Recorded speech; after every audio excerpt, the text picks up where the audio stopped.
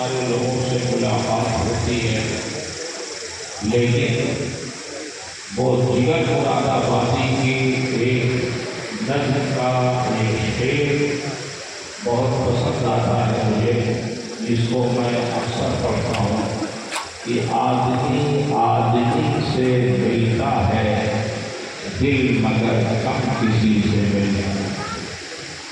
ملاقات تو بہت سارے لوگوں سے ہوتی ہے، ہاتھ تو بہت سارے لوگوں سے ملائے جاتے ہیں، لیکن دل سب سے نہیں ملتا۔ جن لوگوں سے دل ملتا ہے ان میں ایک حضرت مفتی انفاس الحسن صاحب رضی اللہ علیہ کے ذات ہے۔ میں بہت متاثر ہوں اس بات سے کہ وہ ایک ہما جہت مخلص شخصیت ہے۔ ان کے کام اپنے ذاتی نہیں ہیں۔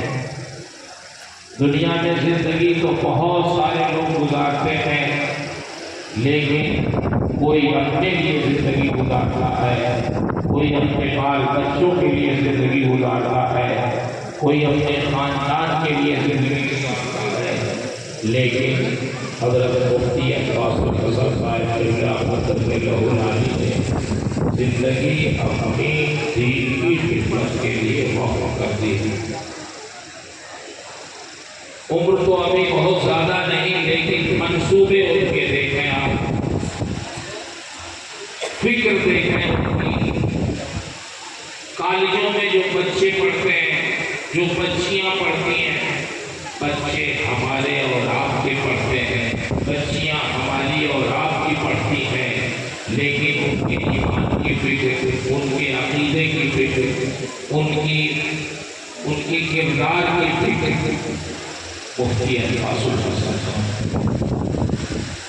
حضرت مصباحی صاحب قبلہ مقدس علی گواہ ہیں، جاجمعو کانپور میں 2 مرتبہ انہوں نے علماء کرام کو بلا کر کے اس کا نصاب مرتب کروایا۔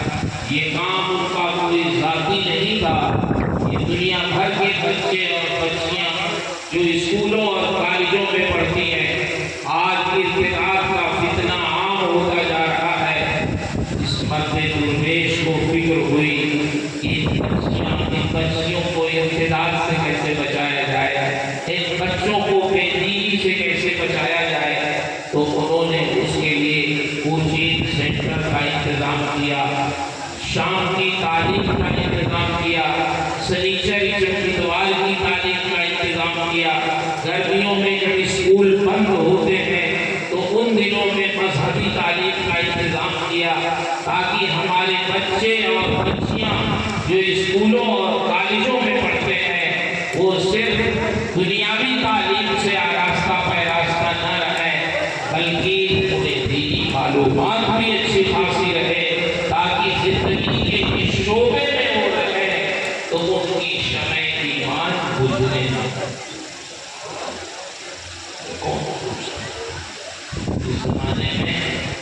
کوئی نہیں پوچھتا، سب کو اپنی فکر کرتے، لیکن اللہ کے کچھ بندے اس شکل و صورت میں ہیں جو اس کی فکر کرتے ہیں۔ میں آپ سے گزارش کروں گا، یہ بچوں کا مدرسہ، یہ بچیوں کا مدرسہ، تقریباً مجھے معلوم ہوا 300 بچیاں اس ادارے میں، 100 طلبہ اس مدرسے میں پڑھتے ہیں، جس میں تحقیق کی تعلیم، افتاء کی یعنی مفتی بنانے کی تعلیم اس مدرسے میں دی جاتی ہے، پھر سابعہ تک علماء کی تعلیم، چھوٹے بچوں کی تعلیم، اور پھر علاقے میں اپنے مبلغین بھی انہوں نے قائم کیے۔ یعنی ایک شخص ایک دن ایسے کام نہیں کر رہا، بلکہ وہ علاقے پہ بھی نگاہ رکھے ہوئے ہیں، اسکولوں کالجوں پہ بھی نگاہ رکھے ہوئے ہیں، دینی تعلیم کے لیے مدرسہ البنات انہوں نے کھولا ہے، افتاء کے کورس کے لیے مدرسہ بھی انہوں نے قائم کیا ہے، عالمیت کورس بھی انہوں نے قائم رکھا ہے۔ ایک شخص ہے اور مختلف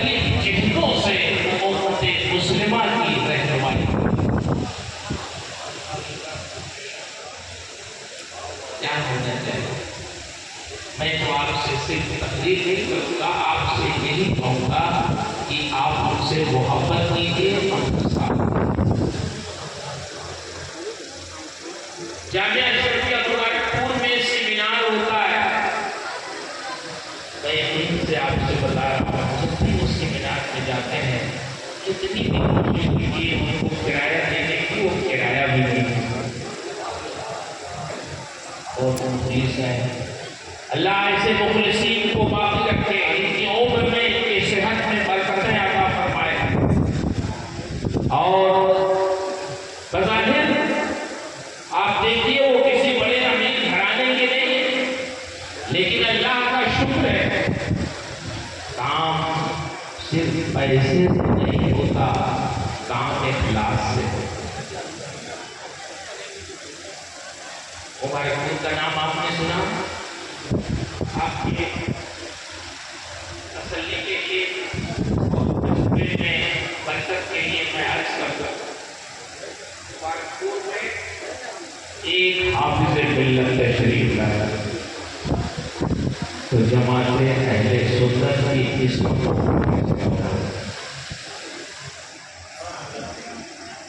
ہزاروں شاگرد، آج تقریباً 20,000 کے قریب جامعہ اشرفیہ سے لوگ فارغ ہو کر دنیا میں دین کی خدمات میں جاتے ہیں۔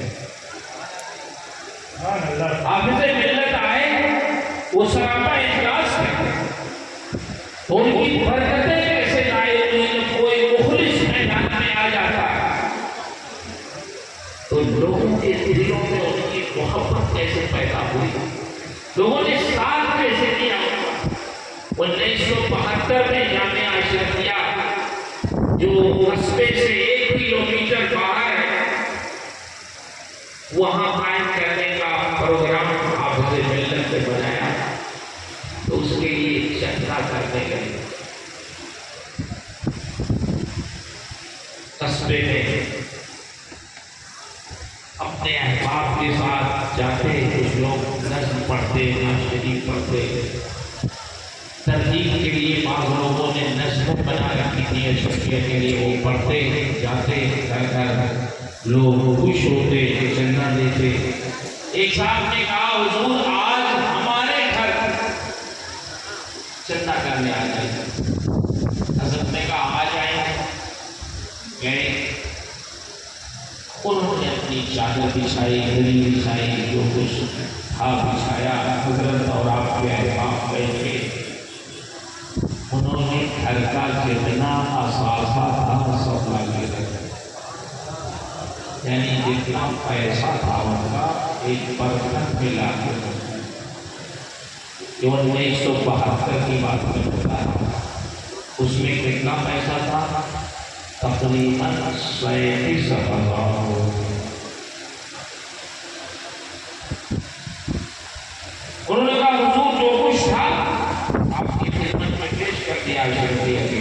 حضرت نے کہا جائے ایسا چندہ ہم نہیں سوچتے کہ سارا آپ کا پیسہ اٹھا جائے، یہ دیکھیے محبت کا تقاضا آپ رکھیں،